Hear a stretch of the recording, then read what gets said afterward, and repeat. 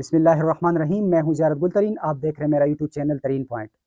دوستو، آج میں آپ کو ایک ایسی شخصیت کے ساتھ ملاؤں گا جو اس ٹائم پورے پاکستان بلکہ پوری دنیا میں وائرل ہو چکے ہیں۔ اگر ہم اسے کہیں چھوٹا عمران تو بھی غلط نہیں ہوگا۔ تو آئیے ہم آپ کو ملاتے ہیں آج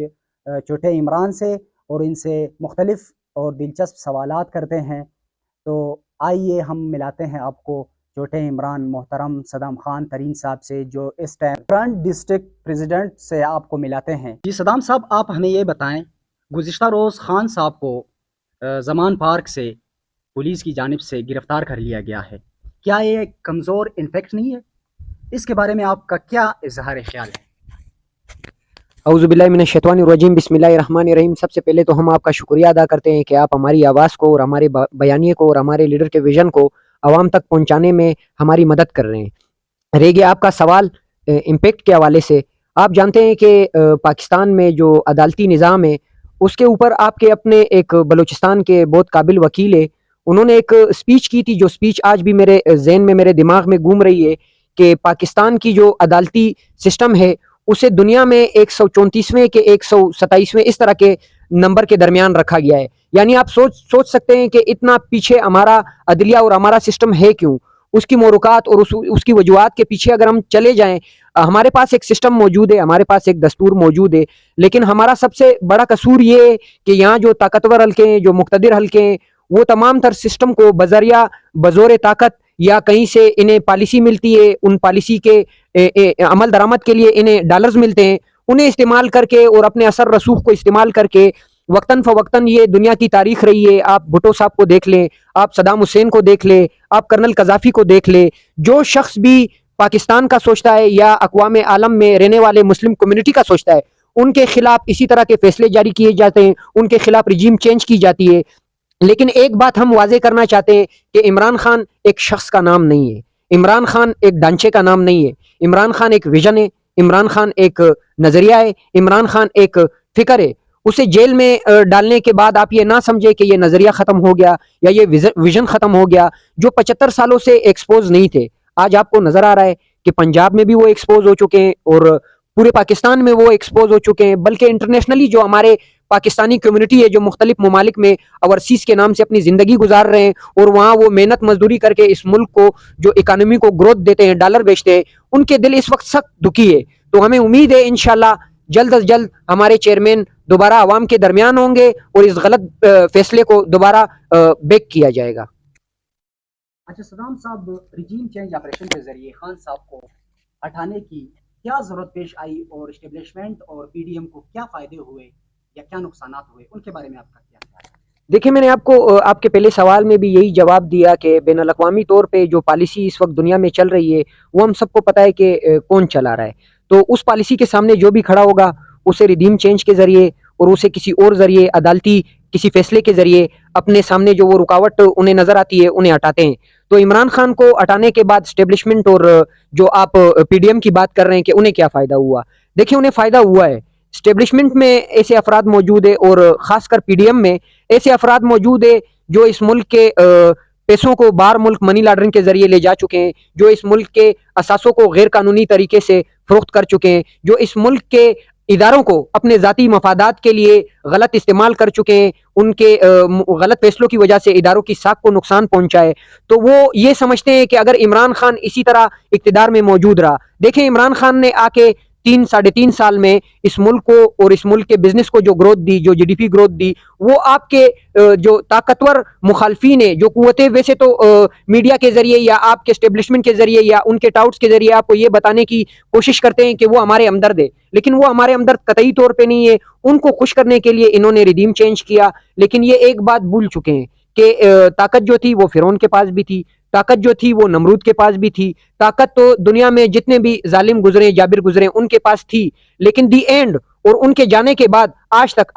آج آپ کربلا کا ایک جو واقعہ ہے اسے اٹھا کے دیکھ لیں، یزید کو آج کس نام سے یاد کیا جا رہا ہے اور وہاں شہید ہونے والے حسین رضی اللہ تعالیٰ عنہ کو کس نام سے یاد کیا جاتا ہے۔ تو جو جس طرح کے کردار کا حصہ بنتے ہیں، جس طرح کے لابنگ کا حصہ بنتے ہیں، انہیں وہی چیز دنیا میں ملتی ہے، اور جو اپنے قوم کا سوچتا ہے، جو انسانیت کا سوچتا ہے، انہیں اللہ پاک قیامت تک عزت بھی دیتا ہے اور انہیں دنیا میں محبت بھی دیتا ہے۔ تو عمران خان کی محبت ان کے غلط فیصلوں کی وجہ سے قطعاً کم نہیں ہوگی، بلکہ آپ کو ریڈیم چینج کی وجہ سے نظر آ رہا ہے کہ آپ کے بزنس جو ہے وہ اس وقت مکمل تباہ ہو چکا ہے۔ یہاں سے ٹوئٹا جیسی کمپنی بھاگ رہی ہے، سوزوکی جیسی کمپنی بھاگ رہی ہے، شیل جیسی کمپنی بھاگ رہی ہے۔ آج آپ پنجاب چلے جائیں، آپ کے تمام جتنے بھی انڈسٹریل ادارے ہیں وہ بند پڑے ہوئے ہیں۔ آج آپ بلوچستان آ جائیں، عمران خان کے جانے کے بعد آپ دیکھ لیں کہ فاٹا، خیبر پختونخوا، بلوچستان اور جو ہمارے دیگر قبائلی ٹرائبل ایریا ہیں وہاں اس وقت جو آگ لگی ہوئی ہے، جس کی وجہ سے آئے روز دھماکے ہوتے ہیں۔ آپ باجوڑ واقعہ دیکھ لیں، آپ مسجد جو شہید ہوئی اسے دیکھ لیں، جو پولیس لائن پشاور میں واقعہ ہوا آپ اسے دیکھ لیں،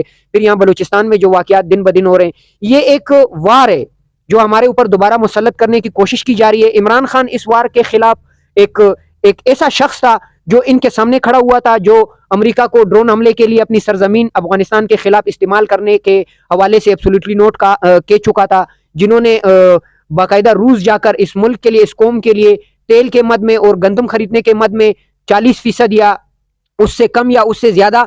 کہ اس میں رعایت میں ایک سودا کیا، لیکن انہیں روس کے ساتھ پاکستان کا سودا کرنا غلط محسوس ہوا۔ انہوں نے بذریعہ اسٹیبلشمنٹ اور یہاں ان کے جو فورن ایجنٹ ہے سیاسی جماعتوں میں، ان کے ذریعے ریڈیم چینج کیا۔ ریڈیم چینج کی وجہ سے آج اپنے ملک کو اور اپنی ساکھ کو تباہ کر چکے ہیں۔ ماشاءاللہ، آپ اپنی اتنی چھوٹی سی ایج میں اتنی دلیری سے بات کر رہے ہو، آپ کن سے مخاطب ہو؟ آپ کو پتہ بھی ہے ایک مقتدر قوتوں سے آپ مخاطب ہو، کیوں آپ کو ان سے ڈر نہیں لگتا؟ آپ اس طرح کھل عام بات کرتے ہو، بلا جھجک آپ کسی سے نہیں ڈرتے، اس کی کیا وجہ ہو سکتی؟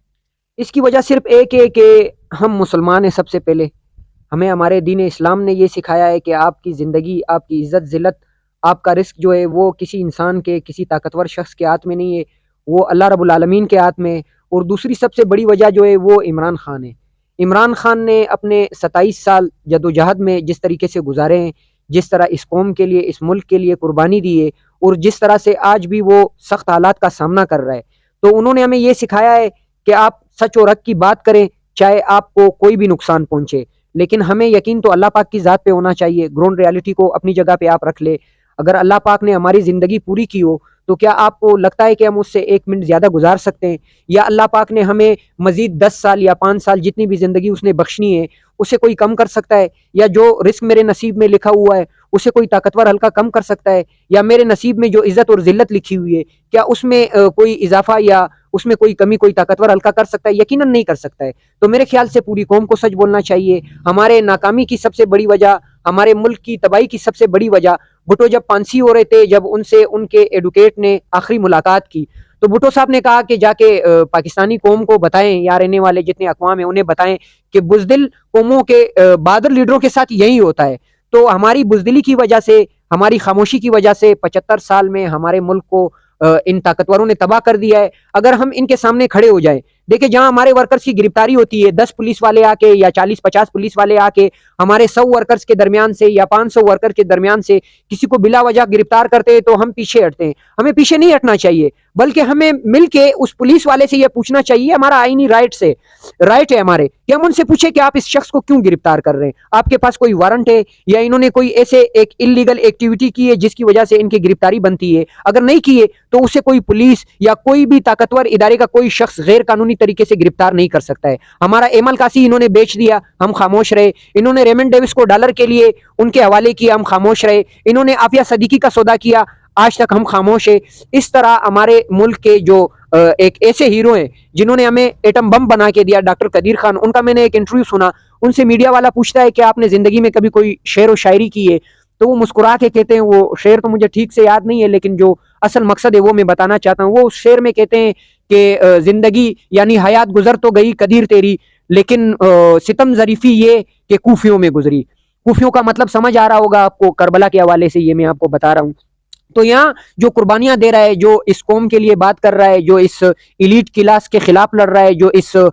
ایک گندے سسٹم کے خلاف لڑ رہا ہے، اس کے لیے جب تک ہم آواز نہیں اٹھائیں گے، وہ شخص آپ کو صرف ویژن دے سکتا ہے، وہ شخص آپ کو صرف ایک وے دے سکتا ہے، وہ شخص آپ کو موٹیویٹ کر سکتا ہے، وہ شخص آپ کے لیے اپنی جان کی قربانی دے سکتا ہے، وہ شخص آپ کے لیے اپنے بچوں کی قربانی دے سکتا ہے، بلکہ دے چکا ہے، اپنی زندگی کی قربانی دے سکتا ہے بلکہ دے چکا ہے۔ لیکن اس کے لیے نکلنا ہمیں چاہیے۔ جس طرح ترکی میں بغاوت ہوئی تو ایک رات میں 250 شہادتیں ہوئی، ترکی جس طرح باہر نکلے, وہاں کی عوام جس طرح اپنے لیڈر کے لیے باہر نکلی, یقین مانیں اگر اس طرح ایک دن صرف پاکستانی عوام نکلے تو یہ 75 سال سے جو قابض مافیا ہمارے اوپر بیٹھی ہوئی ہے یہ مکمل طور پہ ختم ہو جائے گی اور ہمارا سسٹم انشاءاللہ ٹھیک راستے پہ چلا جائے گا. سر پاکستان کا جو موجودہ صورتحال آپ دیکھ رہے ہیں, اگر اسی طرح ملک چلتا رہا تو اس ملک کا کیا مستقبل ہو سکتا ہے مزید؟ دیکھیں مستقبل تو اگر ہم دیکھیں 75 سالوں سے ہمیں صرف یہ بات بتائی جا رہی ہے کہ یہ ملک نازک موڑ سے گزر رہا ہے. یہ کوئی سمجھنے کی کوشش نہیں کر رہا ہے کہ یہ نازک موڑ پہ کس کی وجہ سے گزر رہا ہے. ہمارے جتنے لیڈران ہیں اور ہمارے جتنے بیوروکریٹس ہیں, ہمارے جتنے اسٹیبلشمنٹ کے افراد ہیں, اگر ان کی زندگی اٹھا کے دیکھ لے, ان کے اثاثے اٹھا کے دیکھ لے تو یہ اربوں خربوں پہ جا چکے ہیں. یہ جزیرے خرید چکے ہیں, یہ لندن فلیٹس خرید چکے ہیں, یہ دبئی میں اپارٹمنٹ بنا چکے ہیں, یہ پاکستان میں DHA بنا چکے ہیں, یہ پاکستان میں عسکری ٹاور بنا چکے ہیں, یہ اب پاکستان میں زراعت کی طرف جا رہے ہیں کہ ہم زراعت میں کام کرنا چاہتے ہیں یا ہم اس ملک کے معاشی استحکام کے لیے معاشی ایمرجنسی لگانا چاہتے ہیں. میں ایک مثال دینا چاہتا ہوں آپ کو ایک کمپنی کی, یا آپ اس ایک کمپنی میں بھرتی ہے, آپ وہاں ایک مزدور کی حیثیت سے کام کر رہے ہیں, آپ کو 12 گھنٹے میں جو کام ملا ہے آپ نے 12 گھنٹے میں 10 کارٹن کو بھرنا ہے, پھر جا کے آپ کو مہینے کے مطابق جو تنخواہ ملنی ہے اس پہ آپ کا حق بنتا ہے. اگلے جو ایک کارٹن کو بھی نہیں بھر پا رہے ہیں, اوپر سے کہہ رہے ہیں کہ مینیجر بھی مجھے بنا دیں, پروڈیوسر بھی مجھے بنا دے, ڈرائیور بھی مجھے بنا دے, سپروائزر بھی مجھے بنا دے. بھائی آپ کا اپنا کام جو ہے وہ آپ کے پلے سے ہو نہیں رہا ہے, آپ کر نہیں پا رہے ہیں, دوسری طرف آپ اور کاموں میں انوالو ہو رہے ہیں. آپ دیکھ لیں آپ کے سیکورٹی کی جو پوزیشن ہے 75 سالوں سے جو چلتی آ رہی ہے, جن کی ذمہ داری بنتی ہے, یقین مانے ہمیں بڑی شرمندگی ہوتی ہے اس چیز پہ. ہمارے ملک کا نام بدنام ہوتا ہے, ہمارے لوگ شہید ہوتے ہیں, ہمارے خون کو ناحق بہایا جاتا ہے, اس میں ان کا ریزلٹ زیرو ہے. دوسری طرف سے مکمل طور پہ پولیٹیکل انجینئرنگ میں یہ لوگ انوالو ہے. MMA کس نے بنائی, کاپ لیگ کو کس نے بنایا, مشرف کون تھا, ضیاء الحق کون تھا, ایوب خان کون تھا, نواز شریف کو پولیٹکس میں کون لایا. اگر اس طرز کی پالیسی ہم اس ملک میں چلائیں گے تو اس ملک کا مستقبل جس طرح ماضی میں بنگلہ دیش ہم سے الگ ہوا, جس طرح ماضی میں ہم نے ہر جگہ پہ نقصانات کا سامنا کیا ہے, اس کے علاوہ اور کیا ہو سکتا ہے. جب آپ کے اوپر چاروں طرف سے تیر برس رہے ہوں تو آپ کو یہ لگتا ہے کہ ہم بچیں گے, ناممکن سی بات ہے. جب تک ان تیروں کو نہیں روکا جائے گا. اور ہمیں حیرت دوسری بات پہ ہوتی ہے کہ یہ تیر اگر کوئی اسرائیلی فوج برسا رہے ہوتے ہمیں تکلیف نہیں ہوتی, کوئی امریکن فورس ہوتی ہمیں تکلیف نہیں ہوتی, کوئی انڈین فورس, وہ ہمارے مخالف ہے, ان سے ہمیں بالکل کوئی گلہ نہیں ہے, وہ ہمارے دشمن ہے, دشمن کا کام دشمنی ہے. ہمیں گلہ صرف اس ایک چیز پہ کہ ہمارے ٹیکس پہ پلنے والے ادارے, ہمارے اثاثے جو ہمارے وجہ سے ان کے اثاثے بنے, ان اثاثوں پہ بیرون ملک اپنی زندگی گزارنے والے, اپنے بچوں کو بین الاقوامی طور پہ جو تعلیمی ادارے وہاں تعلیم دلوانے والے آج ہم سے اس ملک میں جینے کا حق بھی چھین رہے ہیں. تو ہم آپ لوگوں سے اپیل کرتے ہیں کہ خدا را جو چور اس ملک میں مسلط ہے, جو غلط پالیسی اس ملک پہ مسلط کی گئی ہے, آپ کے سپریم کورٹ کا چیف جسٹس فیصلہ دیتا ہے, اس پہ عمل درآمد نہیں ہوتا ہے. جس ملک کے چیف جسٹس کے فیصلے کی کوئی حیثیت اور ویلیو نہ ہو, اس پہ کوئی عمل درآمد نہیں ہو, جس ملک میں اس کے دستور کو بوٹوں کے تلے روندا جائے, اس کا کوئی مستقبل نہیں ہوتا ہے. اس کے مستقبل میں صرف تباہی ہوتی ہے اور خونریزی ہوتی ہے. بڑی مہربانی, تھینک یو سو مچ.